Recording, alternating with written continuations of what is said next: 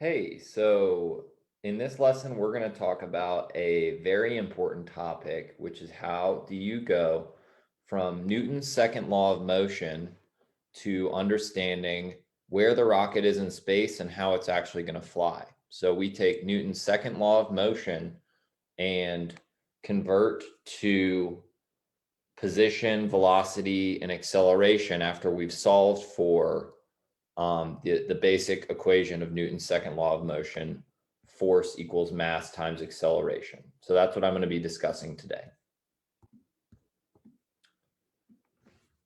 So as a reminder, Newton's second law of motion is shown here, and it just states that the acceleration of an object is determined by the known quantities of thrust, mass, weight, and drag for the extent of a rocket. Those things are known as the forces and the mass acting on the rocket. And you can divide the sum of the forces using the correct signs for them, as we've shown in previous lessons, by the mass of the object and get the acceleration of it. So we'll talk a bit more in a moment as to what you can do with that acceleration and how it relates to the other features of how the rocket's going to fly. Because it's cool to know the rocket G's of acceleration, but what about how fast it's going to go, which is known as the velocity, or where it is and how high it's going to go, the position or the apogee. So again, with Newton's second law, we can get the G's like knowing if an astronaut can fly on the rocket or not. Humans can only survive a pretty small and measly amount of G's, and some model rockets accelerate at G levels that are higher than what astronauts can tolerate. But for almost all our rockets, we want to know what their behavior is going to be like. And that's why we use computer simulations and important things like that to analyze our rockets. But we must know the underlying equations of what's going on behind the scenes. So to be able to convert between those three quantities, the acceleration, the velocity, and the position, we've got to learn basic calculus, which is an intimidating term, but it's how you combine the variables of acceleration, velocity, and position with time.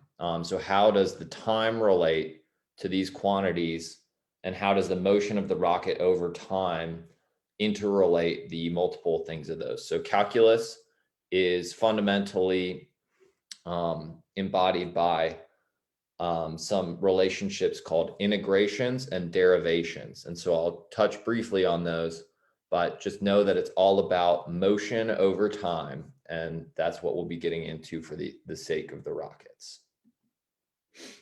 So first, I'm going to define position, velocity, and acceleration, and then go over a little graph that hopefully explains things a bit more. Position is your location. It's the accumulation of velocity over time. For example, if you drive at 60 miles per hour for an hour, you'll have traveled 60 miles. And position is the integral of velocity over time. So the accumulation of how fast you've been going for an extended duration of time. Now, velocity is the rate or the speed of your motion. So velocity is the accumulation or the integral of acceleration over time. It's also the change in position divided by the change in time. For example, the longer a rocket engine burns, aka how long are there unbalanced forces on it resulting in acceleration, the faster the rocket will go. So it matters how long of a time an acceleration is applied for, because while that acceleration is applied as a result of imbalanced net force, because the thrust is applied, the rocket's going to go faster and faster over time. Also, as an example, the greater distance that you travel in an hour, the faster your velocity was. A car that's going over the speed limit is going to go further in an hour than a car that was going at the speed limit. So that there is the relationship between speed and position, or velocity and position. And then finally, acceleration, which is the rate of change of your velocity. So this again is a result always of imbalanced forces which are acting on an object from Newton's second law. And what it results in is changing velocity and changing position. So a rocket under high acceleration will see its speed and velocity increase quickly over time, and the position will change even faster as the velocity increases, because when the velocity is applied over time, that is also increasing the position. And so you actually get a twofold increase in the position for any even constant acceleration as time goes on. So here we can see these applied in a Falcon context with a rocket and some charts on the right. So I've got position up here on the top, which starts at 0 here on the left. And this is time moving in this direction. And then we've got time equals 1 second here on the right. So time 0 is just right at liftoff. And time 1 on the right is 1 second after liftoff. And then we've got, position, which is defined as the variable y, velocity, which is defined as the variable v, and acceleration, which is just a constant value over time, defined as the variable a. And so time is the value here on the x-axis, and these are 3 different graphs. And here are some equations of motion with a couple more variables introduced, t for time, and you'll see y with the subscript 0, v with the subscript 0. Those are called initial parameters. So if you're looking at what is your position at any given point in time, y, and you're trying to get it after, okay, we've been driving the car at a speed of 100 miles per hour for an hour, we've gone 100 miles, you'll still need to know what the initial position was, unless it was 0, in which case that will not necessarily matter. So for our purposes, we're going to be studying liftoff here, right at t0. And so the cool things with that are that the position at t0 is 0. We're going to do everything with respect to the pad. So the position is 0, and the rocket's not moving yet at liftoff. The speed is also 0.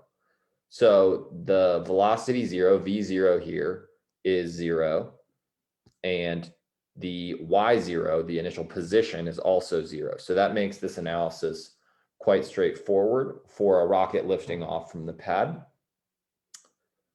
And so all we have is an initial acceleration. And the reason that it's initially accelerating, despite it just be sitting there right on the pad, is that there's imbalanced forces on the rocket. The thrust has overcome the drag and the weight that are trying to weigh it down and restrict it from moving forward. And we're going to assume in this instance for the first second that it's just a constant acceleration. The acceleration never changes. So what that means is after 1 second, the velocity will be this new higher value, a value that's constantly increasing. And that velocity will just be the acceleration multiplied by the time. Now for the position, we have another challenge. We'll need to take the velocity at the first and initial value and multiply that by time. Since that is a changing quantity, we'll have to either make an assumption that it's this value right in the middle, or take the area under the curve, which would be the area of this triangle.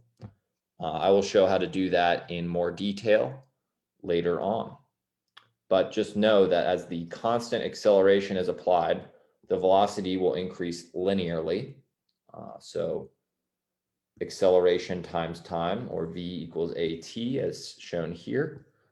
And the position will increase exponentially in this current state of events.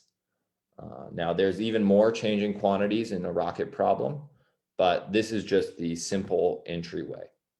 Now, these arrows show that we are integrating the acceleration, again, taking the area under the curve, or the accumulation of acceleration over time to get to the velocity, and then integrating the velocity to get to the position. That's what these squiggly little S curves mean. Those are integrals, and dt just refers to the change in time.